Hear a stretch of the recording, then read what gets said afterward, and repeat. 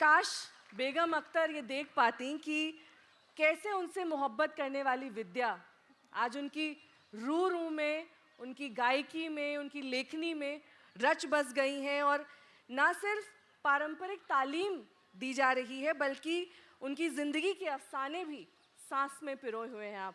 विद्या जी, गज़ल हो, ठुमरी हो, दादरा संगीत हो, अलग अलग विद्याओं को आप जीती हैं और अपनी गायकी से बेगम अख्तर को लेकर इतनी दीवानगी, इतनी इबादत, कैसे, क्या है इसके पीछे की वजह? मेरे ख्याल में इसके दो वजह हैं। एक तो ये कि मैं अपना सौभाग्य मानती हूँ कि मेरी गुरु शांति हीरानंद जी, जो कि उनकी सबसे सीनियर स्टूडेंट और कहीं कई सालों तक उन्होंने बेगम अख्तर के साथ, देखिए संगीत की दुनिया कुछ ऐसी है कि तालीम, जैसे आप कह रही हैं, ठुमरी, दादरा, गज़ल, जो भी हो, ख्याल, एक तो होता है कि सीना बसीना जिसको कहते हैं, गुरु शिष्य परंपरा में आप बैठ के सीख रहे हैं अपने गुरु से, लेकिन उसके अलावा भी जो एक अपनी ज़िंदगी का एक अपनी पहचान उसी परंपरा से निकल के आती है। तो शांति जी का इतना गहरा रिश्ता उनके साथ, और उसके बाद मुझे मौका मिला उनके साथ कुछ साल बिताने का, सीखने का।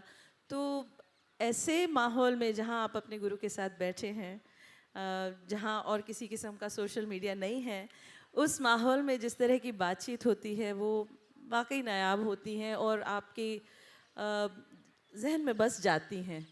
तो एक तो ये वजह थी, और दूसरी वजह जो शायद पता नहीं लोगों को अच्छी लगे या ना लगे, और वो ये है कि उनकी, बेगम अख्तर की जो एक ख़ुद मुख्तारी थी, जो उनकी एक फियर्स फेमिनिस्ट, एक उनका जो एक अप्रोच रहा है अपनी लाइफ में, वो मुझे बहुत बहुत ही अट्रैक्टिव लगता है।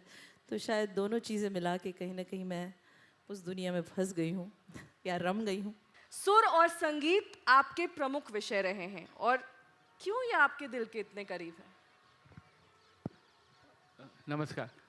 मैं जिस परिवार से आता हूँ उसमें संगीत बहुत रचा बसा था।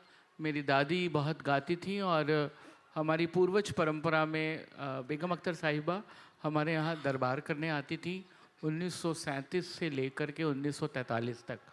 तो वो सारी स्मृतियाँ हमारे परिवार का एक अभिन्न अंग रही हैं। मैंने उन्हें सुनते हुए मैं बड़ा हुआ, और दरअसल संगीत के बगैर मैं रह नहीं सकता, कुछ ऐसा मेरा मानस है। संगीतकारों और गायिकाओं की आवाज़ों के बगैर, तो मुझे लगता है कि वो चीज़ उसने मुझे प्रेरित किया। और जो बात विद्या जी ने उठाई है वही मैंने कहने की कोशिश की है इस किताब में। और ये इस किताब का मैं अकेला लेखक नहीं हूँ, ये एक संपादित किताब है। वो इस कारण से कि संगीत पर जितने मैंने काम किए हैं उन सब लोगों से मेरा सौभाग्य रहा कि मिलना हुआ, और मैंने सालों की बातचीत से वो काम किया। बेगम साहिबा पे जब काम करने का मन हुआ तो उनकी मृत्यु 1974 में हुई और मेरा जन्म 1977 में हुआ, तो बहुत लंबा फासला था। तो मुझे लगा कि कोई लेजिटिमेट बात आप कैसे कह सकते हैं सिवाय इसके कि आप अपनी परंपरा में ये बात जानते हैं। और ये कहना कि वो बहुत बड़ी गायिका थी, उनका दादरा और उनकी कजरी बहुत अच्छी थी, तो आप कोई सर्टिफिकेट नहीं दे रहे हैं क्योंकि वो मशहूर है बात। लेकिन सौभाग्य से इस देश में बहुत सारे बड़े विद्वान मौजूद थे। शांति जी जीवित हैं, रीता गांगुली जी हैं, अंजलि बैनर्जी, जो तीनों उनकी बहुत ही प्रमुख शिष्याएँ रहीं। उनके मुँह बोले बेटे सलीम किदवई, श्रुति सादोलकर जिन्होंने उनको कुछ खासियत बताई थी, लता मंगेशकर जी। तो इन लोगों से मैंने अनुरोध करके लेख लिखवाए, उनके संस्मरण लिए, उनसे बातचीत की, और छोटे छोटे टीपों, इंदराज, संस्मरणों में बेगम अख्तर को पिरोने की कोशिश की। और बेगम अख्तर के लिए इनकी गुरु का एक मशहूर वाक़या बताता हूँ कि जब उनको उनके पति देखने आए जिनसे उनकी बाद में शादी हुई, तो उस ज़माने में वो बहुत बड़े घर की लड़की थी, शांति हीरानंद। तो उन्हें ये शर्त रखी कि मुझे लड़के से बात करनी है और अगर मेरी शर्त मान लेगा तो मैं शादी के लिए हाँ करूँगी। तो शांति जी बताती हैं कि उन्होंने अपने होने वाले पति को देखा भी नहीं। उन्होंने कहा कि मैं अम्मी को बहुत चाहती हूँ, अम्मी मतलब बेगम अख्तर, मेरा ये मायका है, मुझे अम्मी न छुड़ाएं। अगर बेगम अख्तर से मेरी तालीम जारी रही तो ही मैं हाँ करूँगी शादी के लिए।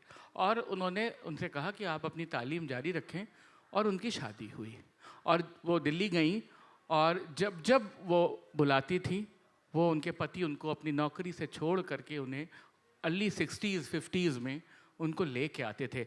ये बेगम अख्तर का कमाल था, एक ऐसी महिला जिसने अपनी शर्तों पे जिया, जो स्टेज से ये कह सकती थी कि पर्दा गिराओ क्योंकि मुझे कैप्टन सिगरेट पीने की तलब लगी हुई है, और पब्लिक इंतज़ार करती थी, और जब वो सिगरेट पी लेती थी तो पर्दा फिर उठता था और दादरा आगे बढ़ता था।